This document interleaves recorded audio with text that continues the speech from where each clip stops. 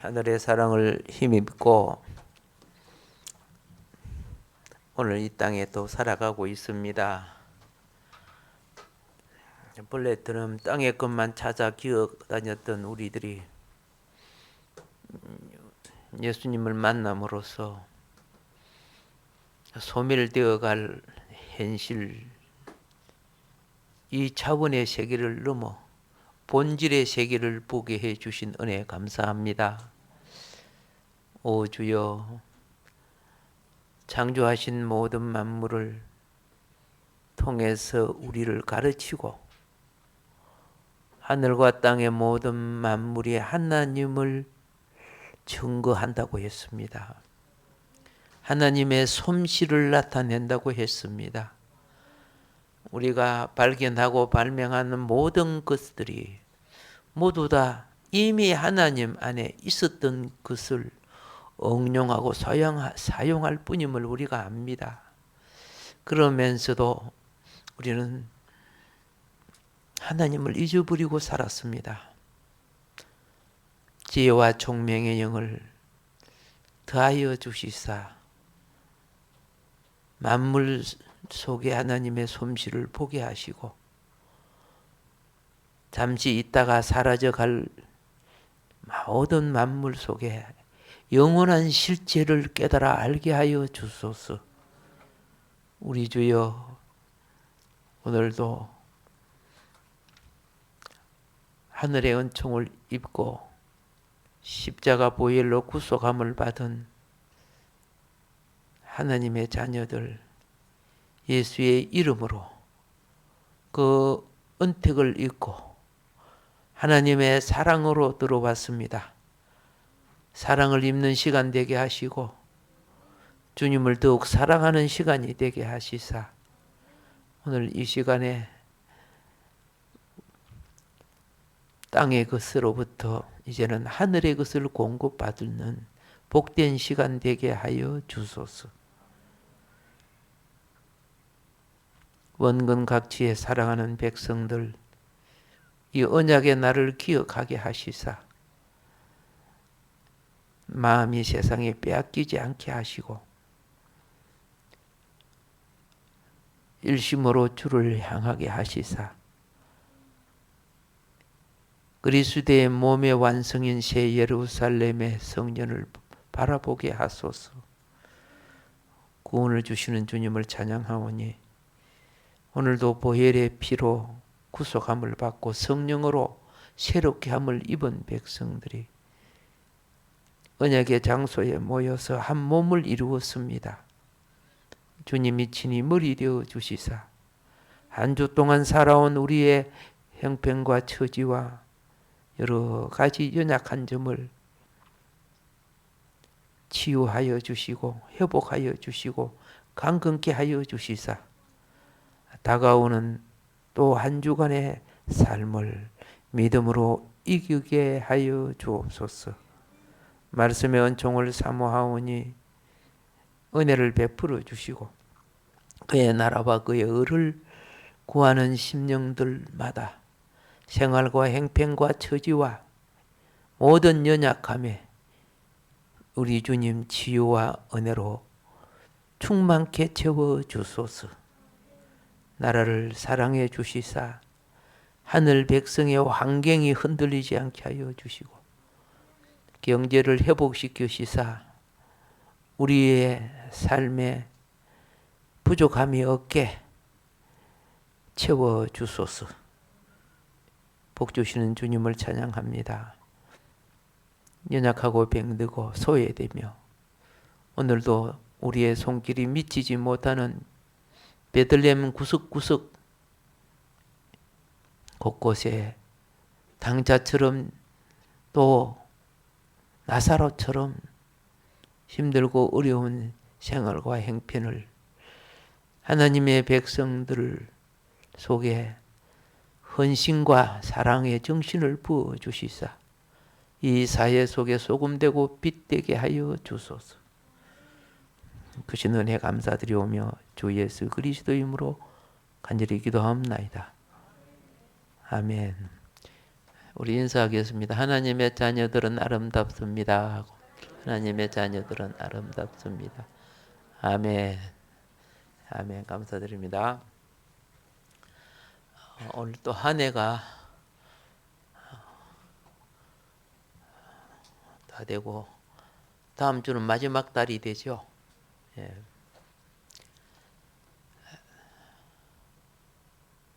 만물은 창조의 약속을 참 잘 지켜요. 좋은 열매를 맺든 못된 열매를 맺든 간에 어쨌든 열매로서 결실이 되고 열매를 거두는 주인의 손길에 따라서 버려지기도 하고 상품이 되기도 하고 그렇게 됩니다. 이 만물을 인간의 손에 맡긴 것이 무엇입니까? 너희가 좋은 것을 취하듯이 나도 너희를 취하겠다. 그래서 이 땅은 하나님의 인간 농장이라고 했어요. 식물과 동물은 그 본능의 프로그램을 통해서 움직이지만은 근본은 바꿀 수가 없어요. 약간 훈련을 시켜서 바꿀 수 있지만, 근데 사람은 본능도 있지만은 하나님처럼 자유를 준 거예요. 이게 하나님의 행상이에요. 하나님의 행상은 하나님을 거절할 수도 있고 안 할 수도 있고 최고의 자유지요. 그러고 제시하는 거예요. 이미 창조 전에 하나님은 사람에게 왜 창조했는가? 지난 시간에 드렸죠? 생육 번성의 축복을 받았지만은 너희의 사역은 정복하고 다스리가 된다. 예, 다스리고 만물을 다스리며 또 정복하라고 줬어요. 그래서 우리는 사람만이 하늘과 땅과 땅 속에 저 원자로부터 시작해가 원자, 전자, 중성자, 기껏까지 아주 미세한 것부터 저 삼라만상 우주 모든 천지까지 우리를 영보하고 정복하게 만들어 놨잖아요. 그런데 아시다시피 진리 안에서 하라고 했는데 그걸 가지고 탐욕을 부리잖아요. 예. 욕심을 부리잖아요. 원래 이 바이러스도요 유용하게 쓰라고 하나님 허락한 거예요. 근데 악용하니까 사람도 죽이고 막 문제를 일으키는 거죠. 곰팡이도 유용하면 좋은 음식이 되고 발효하는 음식이 되죠. 근데 환경을 더럽히면 그 곰팡이도 악성 곰팡이가 되잖아. 효소도 동물로 바꿔지고 이게 이제 이런 것을 그냥 한마디로 죄라고 하는 거죠. 죄.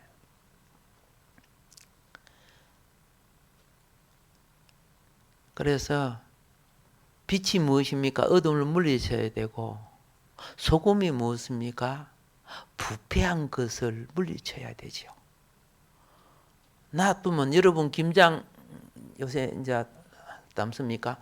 그냥 사가지고 단두에 담아놓고 내년에 끄집어내면 다 썩어버리죠. 소금 들어가니까 맛있는 김치가 되잖아요. 주님이 자신을 소금이라 하고 자신을 빛이라 하고 자신을 반석이라 하고 생명이라 하고 생명수라 하고 여러 가지로 비유하죠. 그 수만 가지를 왜 비유했습니까? 그렇죠. 그분이 창조했기 때문에. 그분의 원리를 따르면 영생이 되는 거고 그분의 원리를 거절하면은 무엇이 돼요? 그렇죠. 죽음이 되게끔 되어 있어요. 그거는 인간이 바꿀 수가 없는 거예요. 하나님이 창조 목적 속에 이미 있기 때문에.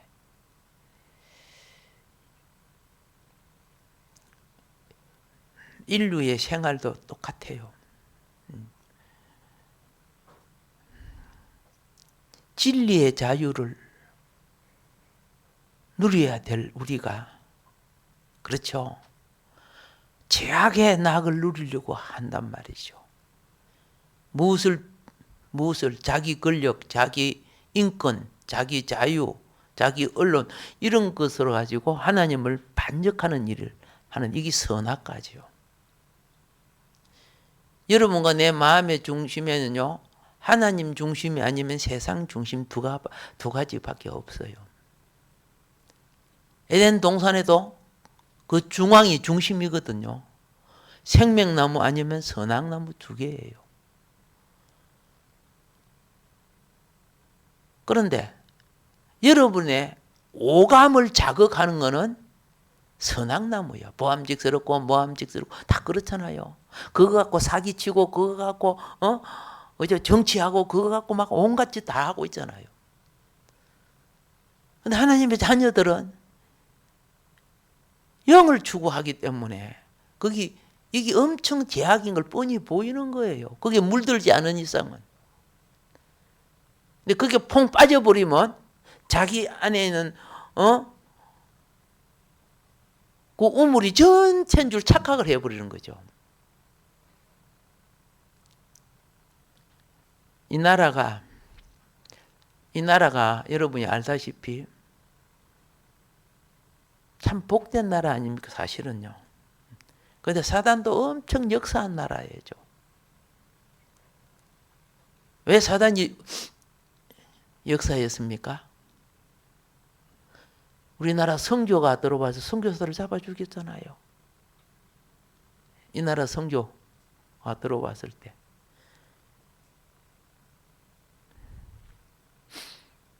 그 범죄로 일본에게 잡히게 만든 것이요, 사실은요. 우리는 기독교적인 입장에서 보는 겁니다.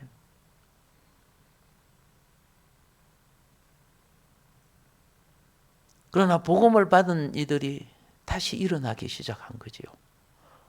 그 일어나기 시작한 서민, 백성들의 운동을 3.1 운동이라고 하는 겁니다.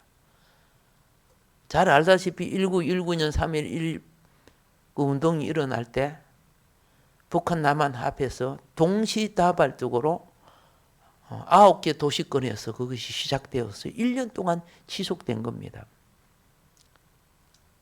경찰이 체포하고 무저항주의 아닙니까? 총칼 갖고 일어난 거 아니잖아요. 그렇게 되었을 때 1년 동안, 그러니까 불가능했던 나라가 이방인에게 미국이나 서유럽 곳곳에 이 백성들이 살아있네, 깨어있네. 3.1 운동을 기점으로 전 세계의 인식이 바꿔졌어요. 그래서 이 나라가 다시 해방맞이했죠. 거기에는 핵심적인 것이 교회들이었어요. 곳곳에 청년들이 일어나고 곳곳에 그 중에 여러분이 잘 아는 3.1절 하면은 잊지 않고 기억하는 누나가 누구요? 나이로 치면 아주 그죠, 할머니지만은 젊은 그때를 기억해서 우리는 그냥 누나라고, 그때 안 태어났지만은 부르죠.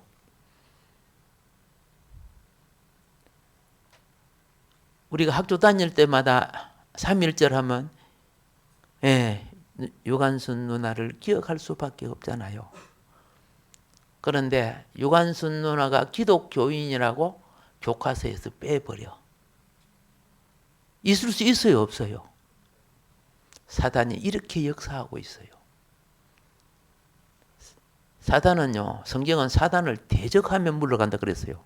그건 잠잠하고 있으면요, 야금야금 다 먹어버려.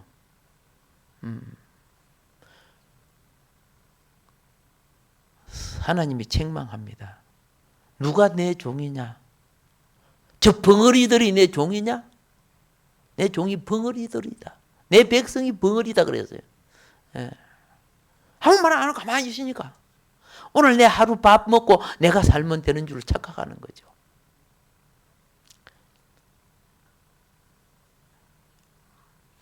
그래서 오늘 유관순 누나에 대해서 짧은 시간이지만 잠깐 한번 보면서 우리의 애국 의식을 한번 다시 고취시키면서 오늘 본문 말씀으로 들어가도록 하겠습니다.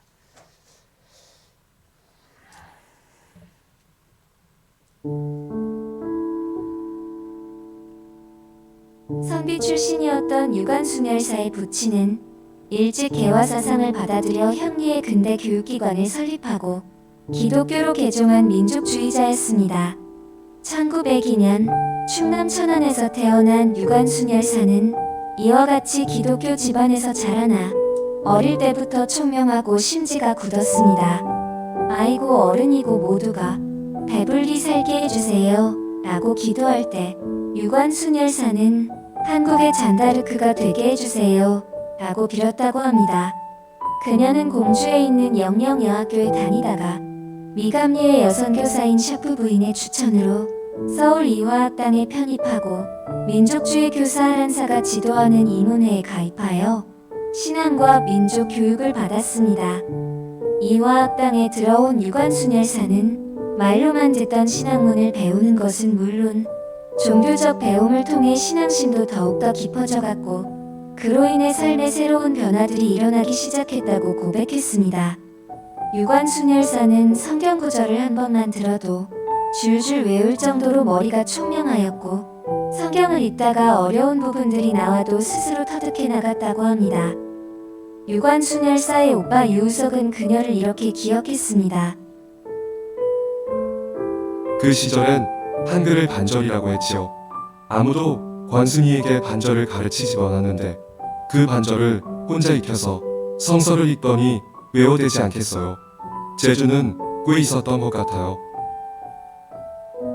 유관순 열사는 학교 근처에 있는 당시 손정도 목사님이 심호하시던 정동교회에 다니며 신앙심을 키우고 시간이 날 때면 성경을 읽었습니다.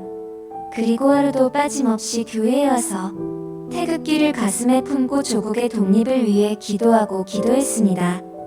그녀는 모든 학생들이 하는 것 이상으로 매일 기도실에 앉아서 온심을 다해 기도했다고 합니다. 주님, 우리는 어찌하여 하나님께서 주신 나라를 빼앗기고 이렇게 시달리는 슬픈 민족이 되었습니까? 저희를 버리지 마시고 도와주세요. 주님, 어린 소녀에게도 나라를 위해 일할 수 있는 지혜를 주십시오. 아무리 어려워도, 아무리 괴로워도 참고 이겨내겠습니다. 부디 저의 갈 길을 가르쳐 주세요. 이와 같은 유관순 열사의 신앙심은 훗날 일제의 모진 고문에도 굴하지 않고 조국의 독립을 위하여 순국할 수 있었던 정신적 바탕이 되었습니다. 1919년 광무 황제 서거는 온 국민을 나라 잃은 슬픔에 적게 했으며 민족 대표는 이 사건을 독립운동을 할 수 있는 절호의 기회로 삼았습니다. 1919년 3월 1일 서울은 전국에서 몰려온 애국 행렬들로 넘쳐났고 민족 대표 33인이 독립선언문 발표로 시작된 3.1 운동은 2천만 민중의 하나 된 외침이었으며 국내뿐 아니라 해외에서도 우리 동포가 있는 곳 어디든지 힘차게 울려 퍼졌습니다.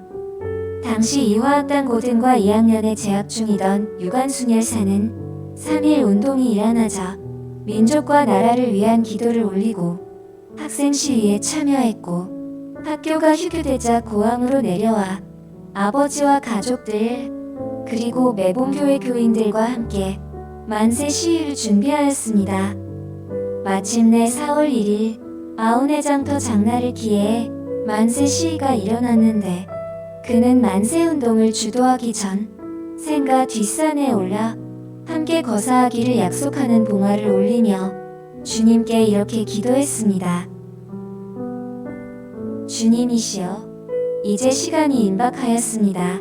원수를 물리쳐 주시고 이 땅의 자유와 독립을 주세요. 내일 거사할 각 대표들에게 더욱 용기와 힘을 주시고 이로 말미암아 이 민족의 행복한 땅이 되게 하소서. 주여, 같이 하시고 이 소녀에게 힘과 용기를 주세요. 유관순 열사는 시위 현장으로 달려갔습니다. 그녀의 부모님은 그녀의 눈앞에서 일본 헌병 총탄에 사망하였고 그녀와 그녀의 오빠 유우석도 헌병대에 체포되었습니다.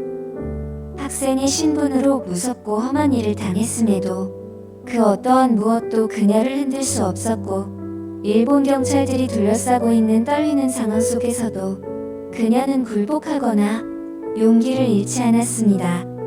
그녀는 재판을 받으며 이와 같은 진술을 했습니다. 나는 대한민국 사람이다. 나라를 위해 독립만세를 부른 것도 죄가 되느냐? 너희들은 나에게 죄를 줄 권리가 없고 나는 너희 외놈들에게 재판을 받아야 할 이유가 없다. 그녀는 결국 3년형을 언도받고 서대문 형무소에서 복역하게 되었는데 그러던 중 1920년 3월 1일 3.1 운동 1주년 기념 옥중 만세 시위를 주도했고 그 때문에 혹독한 고문을 당하게 되었습니다. 그녀가 받는 고문은 다른 사람들이 받는 고문과는 비교가 되지 않았습니다. 하나님의 돌보심 없이는 17소녀가 도저히 감당할 수 없는 그런 끔찍한 고문들이었습니다. 그녀는 옥중에서도 기도를 쉬지 않았다고 합니다. 심각한 고문의 후유증과 자신의 목숨이 위태로운 상황 속에서도 자기 자신의 안위보다는 주변 수감자들을 위해 기도하고 나라의 독립을 위해 기도했다고 합니다. 손톱이 빠져나가고 내 귀와 코가 잘리고 내 손과 다리가 부러져도 그 고통은 이길 수 있사오나 나라를 잃어버린 고통은 견딜 수가 없습니다. 나라를 위해 바칠 목숨이 오직 하나밖에 없다는 것이 이 소녀의 유일한 슬픔입니다. 그녀는 마지막 최후의 순간까지 나라와 민족을 위해 기도했으며 숨이 끊어지는 순간까지 독립을 위해 자신을 바쳤습니다. 그녀는 그해 10월 12일 혹독한 고문으로 감옥에서 옥사했습니다. 그의 나이는 고등학생 1학년과 같은 나이인 17살이었습니다. 최근 대한민국 건국사에서 기독교를 빼고자 하는 노력이 꾸준하게 이루어지고 있다고 합니다. 상해 임시정부, 애국가, 3.1운동, 제헌국회 등 모든 건국사에서 드러나는 바와 같이 기독교를 빼고서는 절대로 대한민국 건국을 논할 수 없습니다. 유관순 열사가 기독교인이라는 이유로 교과서에서 사라지고 있습니다.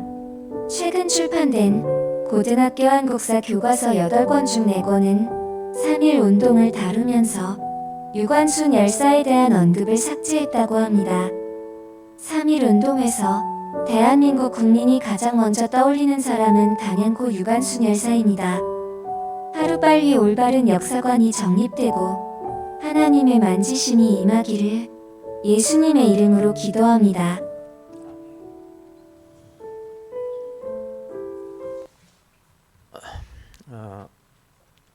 우리가 역사를 배우지 아니한 사람은 또다시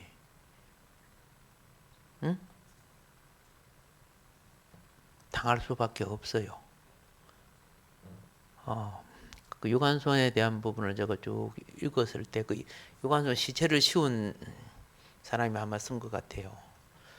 고문을 받을 때 마지막 죽는 날 일본 경찰이죠. 그 구두발을 유관순 아랫배를 힘껏 차버리는 것 같아요.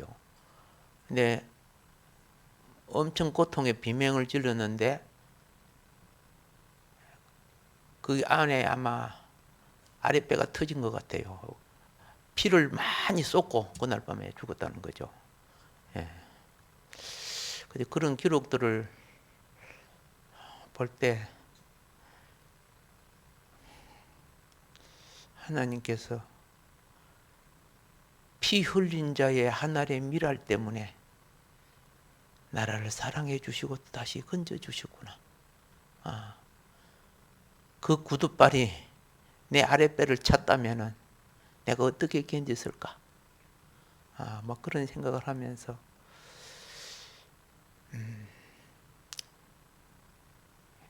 오늘 내가 새끼 밥을 먹는다고 즐거워한다면은, 예? 그 죄가 크다. 역사 인식을 바로 해야 나와 나 후대에 참으로 하나님이 기뻐하는 나라를 물려줄 수 있다. 예, 그런 생각을 해봅니다. 우리는 다시 주님 앞에 신령과 진정으로 예배하는 마음으로 기도문을 한번 읽도록 그리하겠습니다.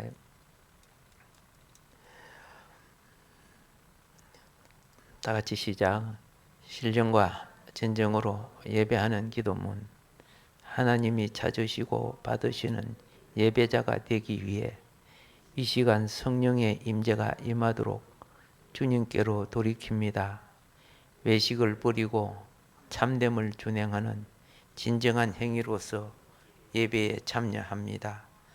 신령과 진정이 있는 한 내 영혼이 안전할 것을 압니다. 하나님,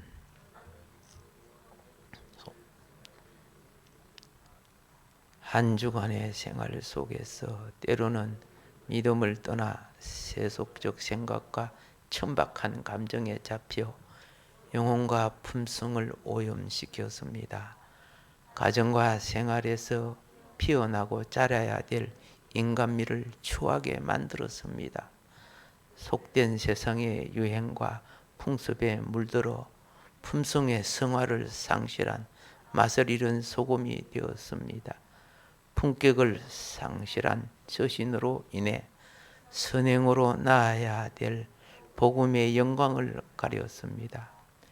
영혼의 일용할 양식인 말씀과 기도로 자아를 성찰하지 못하여 성령을 소만한 채 회개합니다. 창조하신 만물을 선물로 주셨건만 만물의 영장인 인간의 가치와 의무를 무시하고 세속의 탐욕에 빠져서 주신 의와 거룩과 화평을 욕되게 하는 자가 되었고 상호간의 의무보다 탐심으로 이웃과 사회에 해악을 끼치기도 하였습니다. 한번 가면 돌이킬 수 없는 인생을 낭비하고 어둡고 그늘진 곳에 물들어 타고난 선한 재능의 기회를 개발하지 못하였고 그릇된 양심이 되어 험과 정과 티와 주름진 생활 속에 회개와 반성과 결단 없이 살았던 지난날의 삶의 용수를 보아옵니다. 성결한 영을 부어주시어 주님께 연락되는 신령한 예배가 되게 하옵소서. 이 땅에 날 보내신 존재의 목적을 망각하고 하늘의 이상을 상실한 노아와 소돔 시대의 사람들처럼 복된 생명의 기회를 더럽혀 오용남용하며 살았습니다. 성령의 말씀인 하나님의 진리를 변질시키고 선악과 사상인 세속에 물들어 탐심의 우상인 육신의 정욕, 암욕, 목의 정욕, 이생의 자랑을 생존의 목적과 축도로 삼아 이웃을 저울질하며 내로남불식 이기적 집단처럼 속된 생활을 하며 살았습니다. 복음의 사명을 거역하고 주님의 몸된 교회를 위하여 주신 복음의 직분을 사익을 추구하는 삶으로 이용하는 나의 삶을 회개합니다. 죄송합니다. 정말 죄송합니다. 용서해 주시고 구원해 주옵소서.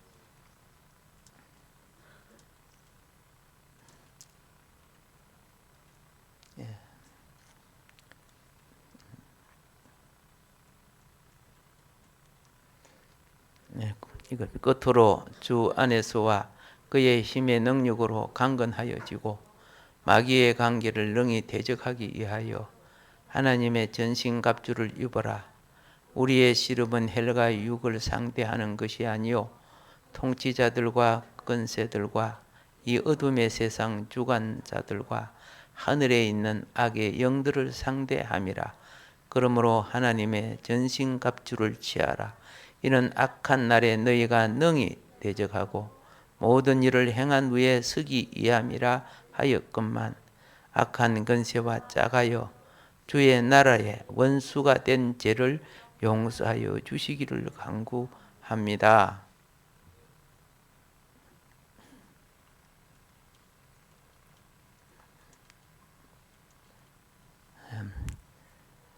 십자가의 보혈로 제사함을 받고 구원받은 영혼이지만 타락된 죄성의 몸으로 태어났기에 선악 세상을 분별치 못하고 은혜를 소멸하며 살았습니다.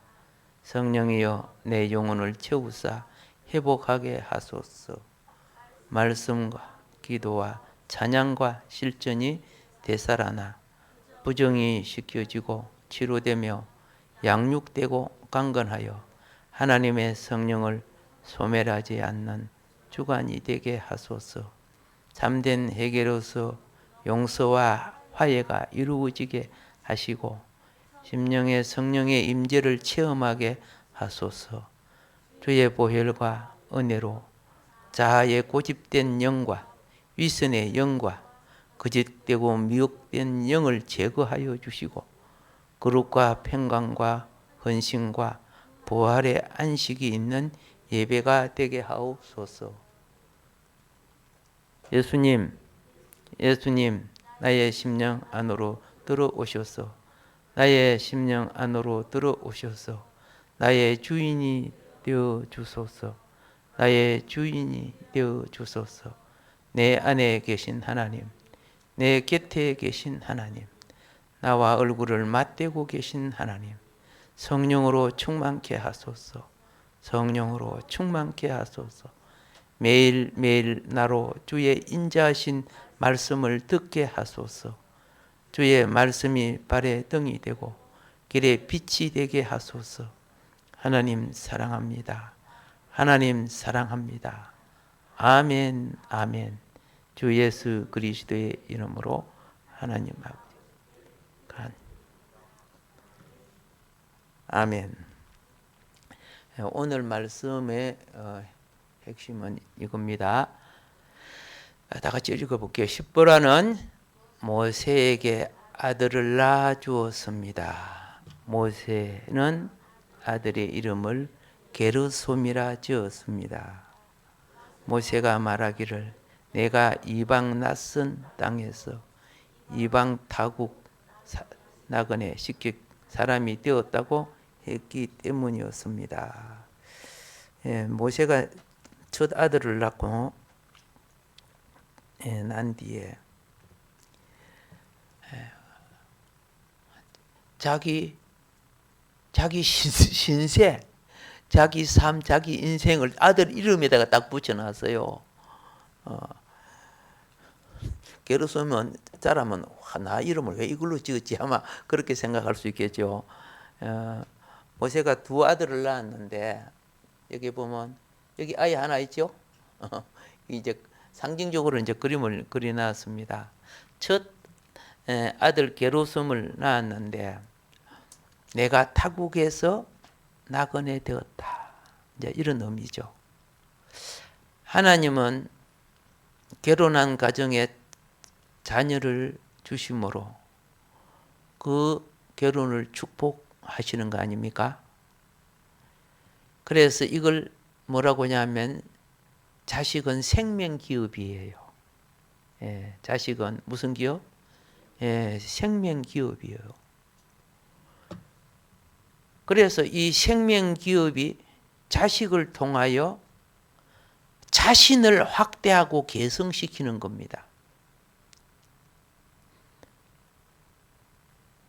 모세를 확대하고 개성시키는 거예요. 모세의 신앙과. 그래서 사람들이 자식을 인하여 기쁨과 소망과 도움을 얻지만은 좌절과 낙심 그리고 상처도 받기도 하죠. 그 자식을 인해서 그래요. 부부가 처음 만났을 때는 두 사람이 가정의 중심이 기쁨과 슬픔의 중심이 되지만은 자식이 크면 자식이 그 가정의 기쁨이 되고 또 슬픔이 되는 중심 역할을 해버려요. 그래서 하나님은 이 자식을 주고 내가 너에게 주는 상급이다 그랬어요. 자식은 하나님이 그 가정에 주는 상급입니다. 모세가 첫 아들을 얻은 것은 이러한 축복에 의해서 이제 신앙적으로 보면은 하나님의 의미를 추구하고 있습니다. 그가 이름을 지은 것은 그를 고독한 삶으로부터 해방시킨다는 의미가 있습니다. 게르솜, 그렇죠? 게르솜. 여기에 보면 출애굽기 18장 4절 5절에 보면은 그의 두 아들을 데리고 왔으니 그 하나의 이름은 게르솜이라 그리 되죠. 이는 모세가 이르기를 내가 이방에서 나그네 되었다 하며 하나의 이름은 엘리에셀이라 이는 내 아버지의 하나님이 나를 도우사 바로의 칼에서 구원하셨다 함이더라. 이렇게 되어 있어요.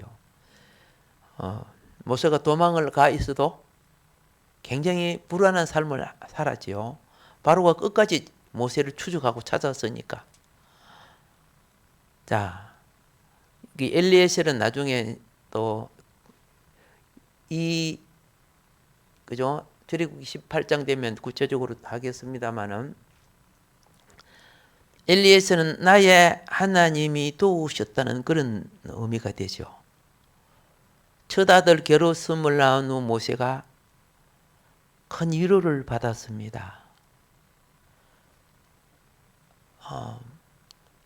애굽 왕궁의 영광을 떠나서 고독한 인생을 살았던 그에게 이제 모세에게 하나님의 섭리를 깨닫게 하는 시점이 오게 됩니다. 과학도 발전해야 되고요. 문화도 발전해야 되고 우리가 지식과 지혜와 총명도 자라야 열려요.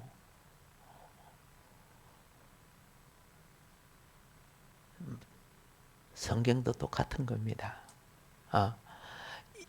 일반 계시가 열려야 특별 계시를 보는 원리가 생기십니다. 학문과 일반 계시는 과학이나 이것이 열려지지 않으면은 그걸 포해낼 수 있는 내가 무엇을 보고 뭘 체험해도 포해내기가 너무 힘든 거예요. 없는 거예요. 그러면 예를 들어서 한번 보세요. 옛날에 수천 년 전에 영안이 열려가지고 2000년 후에 일어날 비행기를 봤단 말이야. 기차를 봤단 말이야. 그러면 나는 그걸 비행기 기차라고 씁니까? 큰 새가 있더라. 아주 엄청난 뱀이 사람을 갖다가 그 안에 잡아먹었는지 태웠는지 듣고 하더라. 근데 이렇게 표현할 수밖에 없는 거예요. 근데 오늘날은 우리는 이게 뭐인가를 알지만 그 당시에는 잘 몰라요. 그래서 다니엘서 보니까 종말에 이루어질 일들을 다니엘이 봤는데 도무지 이게 뭐인가를 잘 모르는 거야. 그러니까 하나님께 물어보잖아요. 내게 보여준 이것들이 뭡니까? 다니엘아, 그럼 한참 뒤에 될 일이다. 너는 너의 의무를 기록하고 다 했으니까 이제 내 품으로 돌아오너라. 한참 후에 잠자던 자들이 다 깨어나고 부활을 입는다는 거, 그게 다니엘서 다 나와요. 요한계시록에 보면 막 괴물이 나타나고 그러죠. 막 머리가 여러 개 달린 게 막 나타나죠. 그걸 오늘 어떻게 써요? 오늘 이 시대의 문화를 모르니까. 그러니까 그 당시 최고의 지식으로 쓴 것이 그것이에요. 그래서 성경의 계시는 일반 학문이 발전해야 이해가 되게 돼 있어요. 그래서 이 자연을 통해 우리가 발견해 나가고 발명하고 해 나가는 것을 일반 계시라고 해요. 성경을 통해서 하나님이 나타낸 것을 특별 계시예요. 일반 계시와 특별 계시가 함께 나가야 그 해석이 달라지게 돼 있어요. 그러니까 과거에 아무리 훌륭한 사람들이 쓴 주석이나 이런 것을 보면 그 시대의 최고 학부를 공부하고 최고 무엇을 해도요. 어떤 행체나 어떤 본 것에 대해서는 바로 정의할 수가 없어. 근데 오늘 우리에게는 그 당시 계시가 우리에게 밝혀주는 것, 이걸 갖다가 계시 조명이라 해요. 일루미네이션이라고 해요. 조명이라고 해요. 점점점 밝혀줘요. 근데 얼마만큼 밝혀줍니까? 창세기에서는 비유를 들어서 애매하게 말한 것이 나중에 쭉 가니까 새하늘과 새 땅까지 나오고 새 예루살렘까지 막 나오죠. 새 예루살렘 성벽이 무엇으로 구성되는가 막 나오죠. 상상이 안 되는 거죠. 그 당시에는. 근데 지금은 하나하나 점점 가까이 가고 있어요. 그래서 시대를 통해서 보여주는 계시를 놓치면 안 되는 거예요. 그러면 옛날 무지로 돌아가서 무엇이 되느냐? 유대인들이 하나님을 열심히 섬기면서 예수님 죽여버려. 그들의 무지가 그렇게 된 거죠. 자, 애굽에서 영화로웠던 삶과 자기가 구원하려고 했던 동족을 구원하지 못하고 도망갔던 그가 이국 땅에서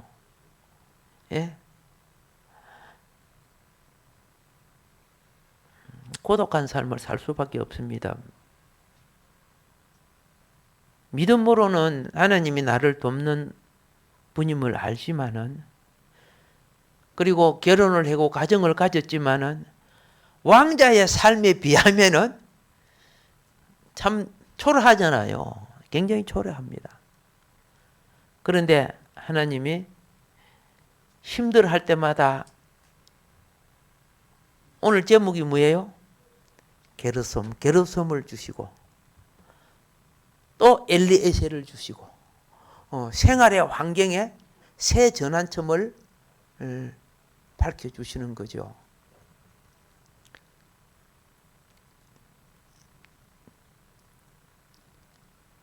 세상을 많이 누릴수록요, 세상에 중독될수록요, 그거 떨치려고 하면 힘들어요. 세상에 편리와 안위를 많이 누릴수록 그거 떨치려고 하면 힘들어.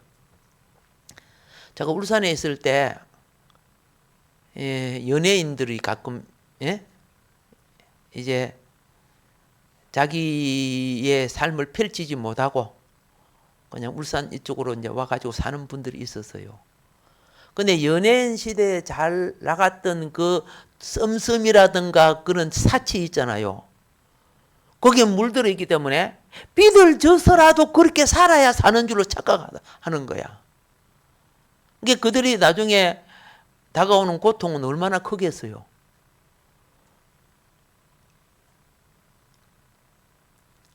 그래서 참 그때 연예인은 인기가 떨어지면, 그리고 자기가 연기하는 장소가 없어지면은 그게 완전히 매장이구나 하는 걸 그때 느꼈어요.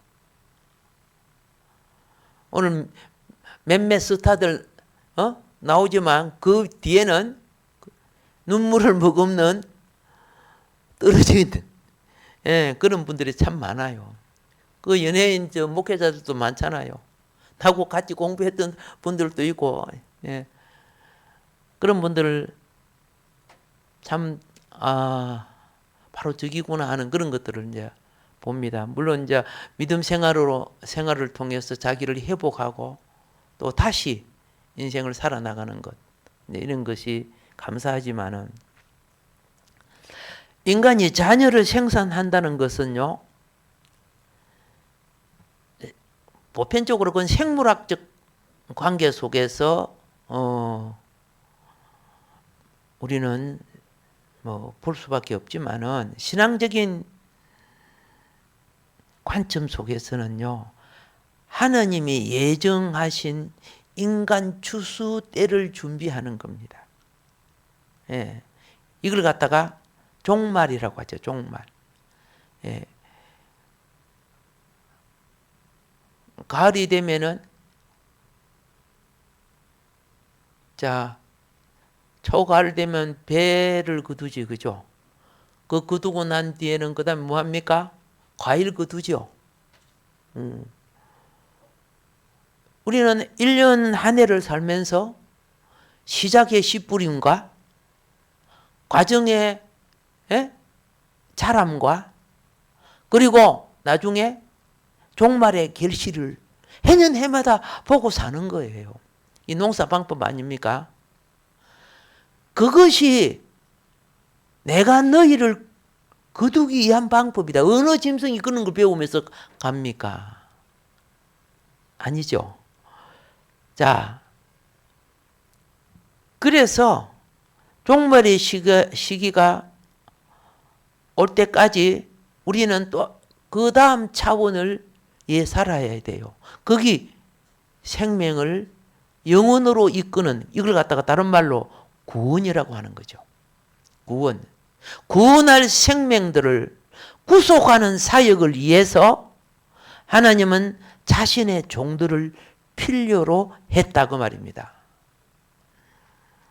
이 세상에 태어난 모든 생명은 하나님이 작정하신 하나님 나라 왕국에, 거기는 생육 번성이 있는 거 아닙니다.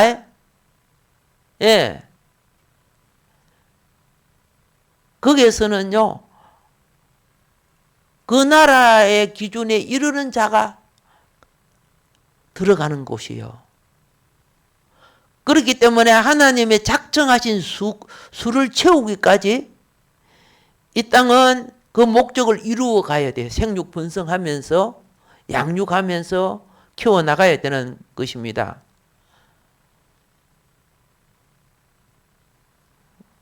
그리고 전도라는 것은 바로 영적인 자녀를 낳게 하는 거죠. 예. 그리고 봉사할 일꾼들은 이 사명과 사역을 계속하지 않으면 안 됩니다. 사도 바울이 그랬죠. 그걸 깨닫고 난 뒤에 내가 하나님이 나를 살려주시고 나를 이렇게 세워주신 것은 이 영혼들을 건져라고. 내가 이 일을 하지 아니하면 내게 무엇이 있다? 화가 있다.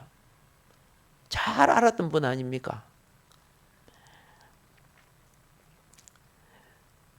이 복음 사역에 앞장서다가 죽었던 사람들이 많지요. 이걸 순교자라고 부릅니다. 순교자.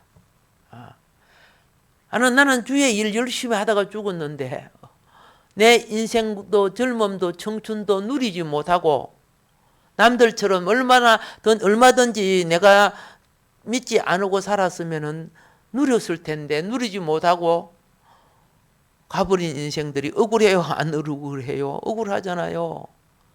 그래서 계시록 6장 11절에 보면은 이제 10절부터 11절에 보면 그들의 그 억울함을 하늘 제단에서 주님께 우리를 어떻게 신원해 주실 거냐고 그렇게 하소연하는 부분 나오죠. 그러니까 각각 그들에게 흰 두루마기를 주시며 이르되 아직 잠시 동안 쉬되 그들의 동무 종들과 형제들도 자기처럼 죽임을 당하여 무엇이 자기까지? 그 수가 자기까지. 왕노릇 할 자들의 수입니다. 이거는 단지 생명을 얻고 백성이 되는 차원이 아니에요. 그 수가 자기까지. 예. 하나님은요, 구원의 숫자가 정해져 있어요. 우리가요, 농사를 지으면요, 쌀 몇 가마니 나온다. 배가 몇 섬 나온다. 그 농사 지어 본 사람 알아요. 저 할머니가 이런 말을 합니다. 우리 남한이 잠깐 공산당 치하에 있었을 때, 예? 공산당, 예? 와가지고, 우리 밭이죠. 밀이죠. 그 밀이기도 아마. 그 이삭을 싹 세더래요. 이 세고 몇 평이니까 이게 얼마 나온다. 그거 적어갖고 가더라는 거죠. 그러니까 여기 얼마 나오니까 너 얼마를 내야 된다. 이렇게 되는 거죠. 지금 할머니가 그런 말했는데 깜짝 놀랐어요.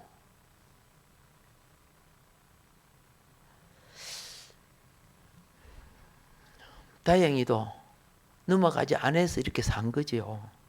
예. 어쨌든 이렇게 해서 이제 모세는 거기서 모세 가족이 형성되죠. 예, 형성되는데, 자, 여기 보면 우리가 뭘 보느냐 하면은 모세 가족, 르우엘, 그렇죠? 르우엘 해가지고 이름이 4개가 나옵니다. 그렇잖아요. 르우엘, 이드로, 호밥, 호박이 아니고 호밥. 예. 르우엘은 하나님의 친구라는 뜻 아시죠? 예. 이 제사장 가문이야. 그리고 이드로는 제사장 직임을 높음, 종기 이런 뜻입니다. 예?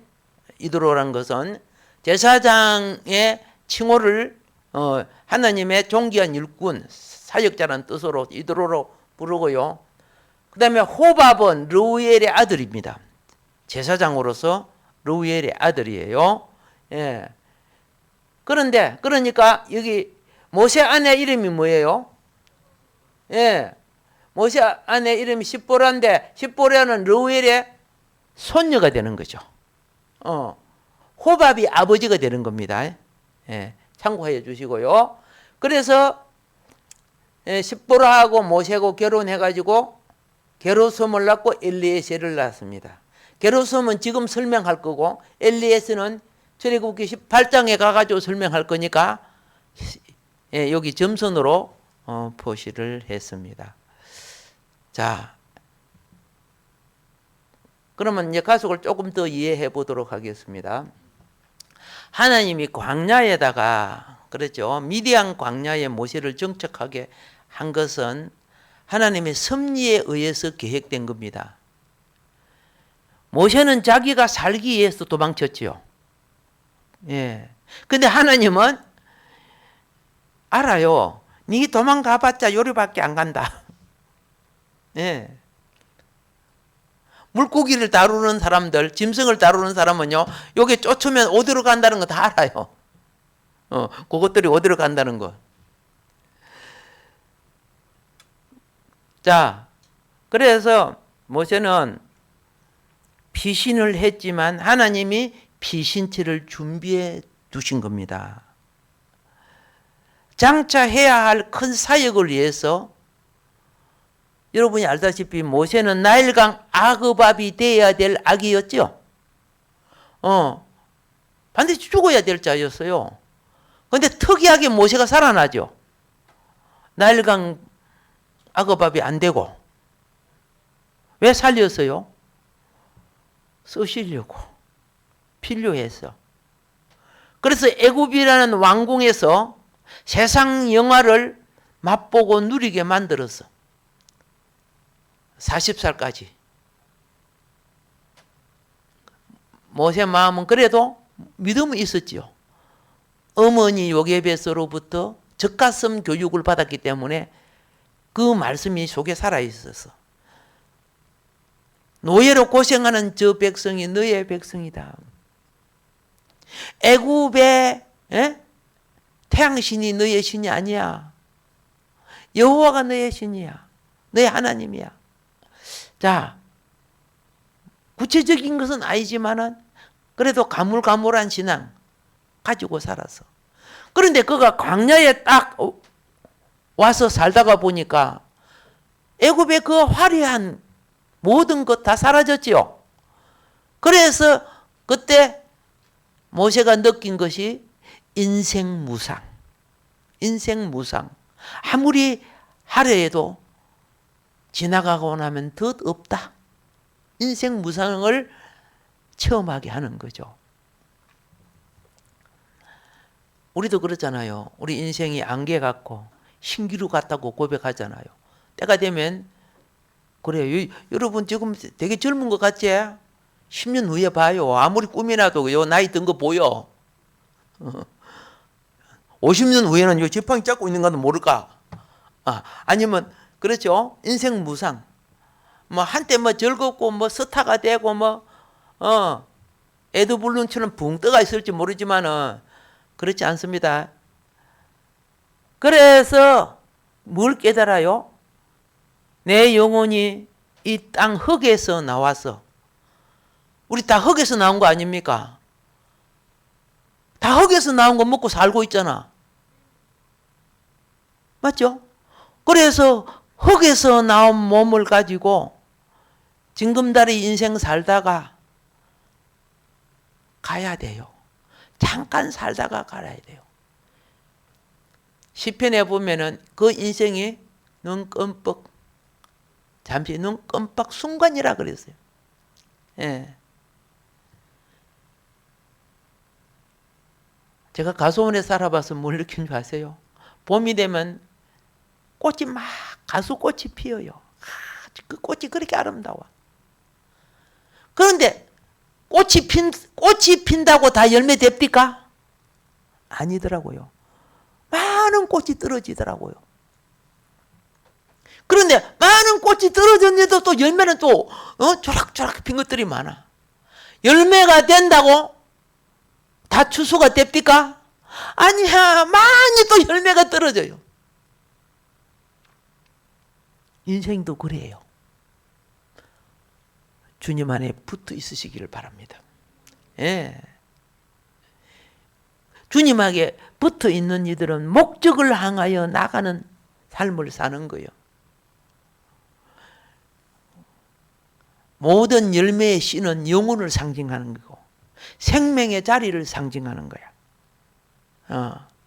수박이 아무리 커도 수박을 통째로 심지 않지요. 결국은 씨를 심어야 되고, 예, 감이 맛있어도 그 감은 자기 씨가 대를 이어서 감이 되어 나오게 되어 있고요. 여러분 육신이 아무리 건강해도 이거 어느 날 흙으로 돼요. 그 영혼이 다시 몸을 입어야 되는 거예요. 이게 부활이라고 하는 건데, 하나님은 이제 모세에게 광야 생활을 통해서 네 인생이 나그네다. 지나가는 나그네다.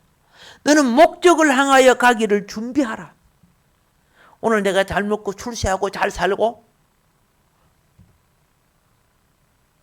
그렇게만 산다면 짐승과 똑같죠. 짐승은 미래가 없잖아요. 하나님 우리에게 짐승 같은 것을 주지 않고 지혜와 총명과 자유라는 하나님의 형상을 주었는데 그건 잠깐 우리 참 불쌍해요. 왜 불쌍해요? 평생을 공부하다가 죽잖아. 그 열심히 공부하고 배우는 거 얼마 써먹지도 못하고 죽어요. 그러려고 배워요? 그러고 공부해요? 궁극적인 그게 아니거든요. 사물의 이치를 무지하게 깨우치지 못한 자 욥을 갖다가 하나님이 책망했잖아요. 이치를 어둡게 하는 자가 누구냐? 여기서 38장에 나와요. 거기 보면 천지 창조의 원리와 지구를 어떻게 만들었는가 나와 있잖아요. 내가 지구를 이렇게 만들었다. 너는 대장부처럼 허리를 묶고 내가 너에게 묻는 말에 대답해봐. 욥이 그때서 깨우치는 거예요. 자연을 통해서 일반 계시의 원리가 성장해야 됩니다.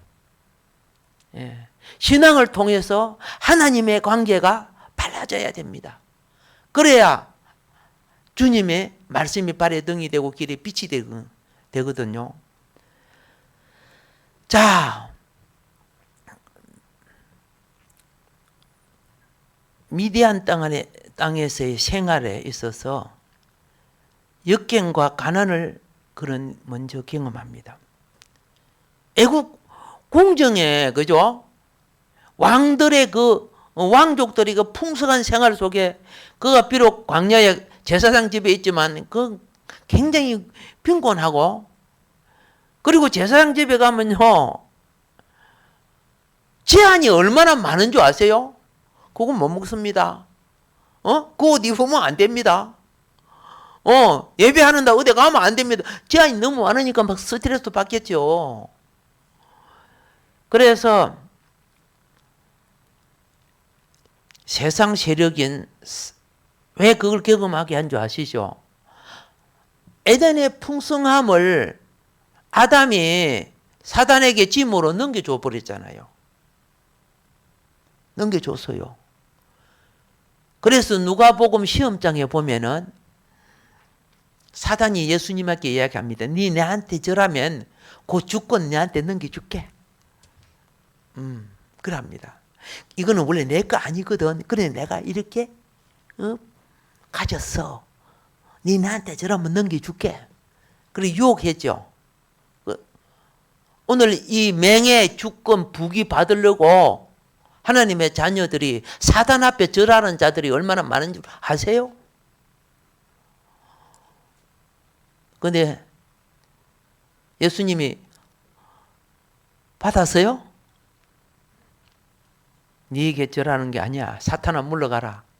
하나님께 경배하라. 예, 분명히 선포합니다. 그래서 광야에 탁 왔을 때 모세는 무엇을 역경과 가난을 체험할 필요가 있었다는 거예요. 역경과 가난을. 군인이 되면 훈련을 받아야 될 필요가 있죠. 훈련 안 되면 군인 안 되죠. 그래야 세력을 이길 수 있어요. 지금 사단은 아담의 주권을 찬탈해가지고 이 땅의 소유권을 자기 것이라고 주장하는 거죠.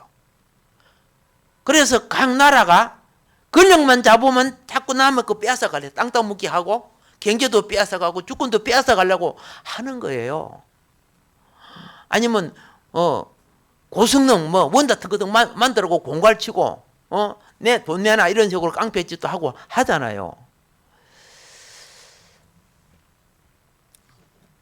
자, 우리 정치 이 사회를 보면 뭘 봅니까? 경제. 경제가 뭡니까? 빵 아닙니까? 한마디로 말하면 내 말 잘 들으면 내가 지도자가 되면 빵 많이 줄게. 돈 많이 줄게 그 말이요. 나 뽑아줘. 그건 누가 하는 소리인 줄 아세요?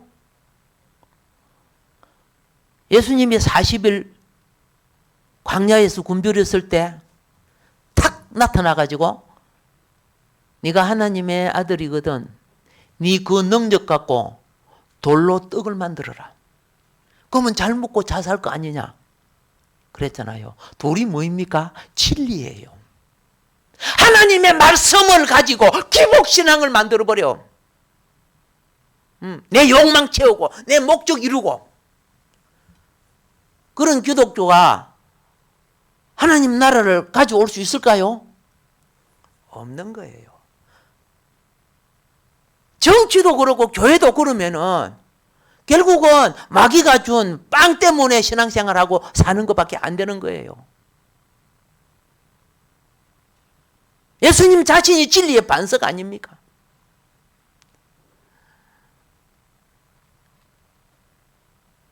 수많은 그저 개미떼처럼 그렇죠? 욕망을 위해 모여들고 신앙생활을 해요.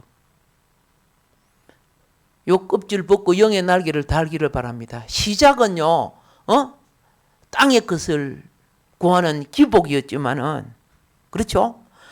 성장하면 그 껍질을 벗어야죠. 아기 때는 젖을 먹어야도, 그죠? 성장하면 단단한 거 먹어야 된다고. 바울이 책망했잖아. 교회들이 자꾸 자기 입맛에 맞는 거 내 욕구에만 저지로 먹으려고 하는 거예요. 책망했어요.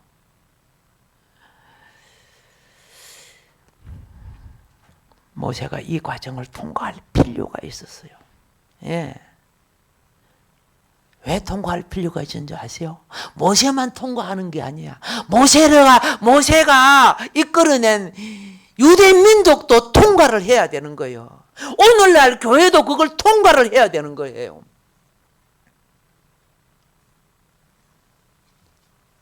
우리가 태어나서는 땅의 걸 공급받고 육신이 살아야 합니다. 맞죠? 그건 분명합니다. 그런데 그게 노예가 되어버리면은 하나님 나라가 될 수가 없어요.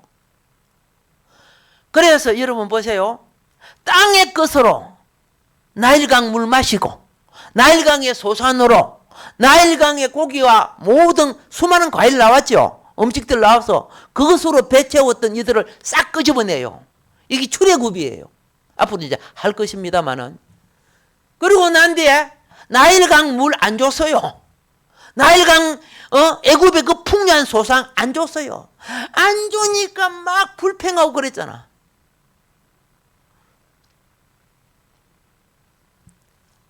하나님이 말씀을 줬어요. 위로부터 오는 것을 주어서 영의 자녀로 자라게 해야 영원한 세계에 본질의 나라에 들어갈 수 있는 거예요. 모세가 40년 겪었고 제사장 집에서 겪었죠. 제사장의 예보는 하나님이 주신 것이란 말입니다. 여러분 출애굽한 백성이 세 가지가 전부 위로부터 오는 걸 받았어요. 자, 반석의 물 위로부터 온 물을 반석을 통해 가두어 놨다가 퍼내신 거 아닙니까? 먹는 음식 하늘에 내린 만나로 먹었잖아. 그들이 받은 말씀도 하나님이 임하셔서 직접 말씀 새겨주시고 하늘로부터 온 말씀 받았잖아. 너희가 땅의 것만 먹으면은 세상에 맨날 종이야. 노예밖에 안 돼. 세상을 이기려고 하면 어떻게 해요? 하늘의 것을 받아야 되는 거예요. 교회는 세상의 기복을 채워주려고 하는 것이 교회가 아닙니다. 하늘의 본질을 채워주는 것입니다. 그런데 우리는 자기 욕망, 자기 욕구, 이것이 이스라엘 사람들이 무슨 땅에서, 이스라엘 땅에서 우상 숭배와 똑같아요. 바알 신은 경제신 아닙니까? 떡의 신이죠. 농사의 신. 아세의 신은 뭡니까? 자녀의 신 아닙니까? 아세라 여신은. 그렇게 매일 그것이 참 하나님인 줄 알고 구했잖아요. 그래서 갈멜산 산상에서 누가 엘리야가 바알신 선지자하고 대결을 하면서 제단에 하늘에 불이 내려온 그 제단의 신이 참 하나님인 것을 인정하자 하고 다 합의했지요. 어느 제단에 불이 내려왔어요? 엘리야 제단의 갈멜산. 갈멜산 가면 지금 그 제단에 그 엘리야 동산 지금 만들어 놓고 다 돼 있잖아요. 여러분이 알다시피 그들이 그때서야 엘리야의 하나님이 참 하나님이었네. 맨날 떡 주고 내만 잘되게 했던 그 바알신 아세라신이 참 하나님 아니었네. 백성들이 그때 깨우치는 게 나오죠. 그 성경에 다 나오는 일입니다. 오늘 교회가 뭐 하고 있는 줄 아세요? 하늘의 것을 공급하려고 생각 안 해요. 그러면요, 예수님의 시험장 제1번 시험장에서 진 거예요.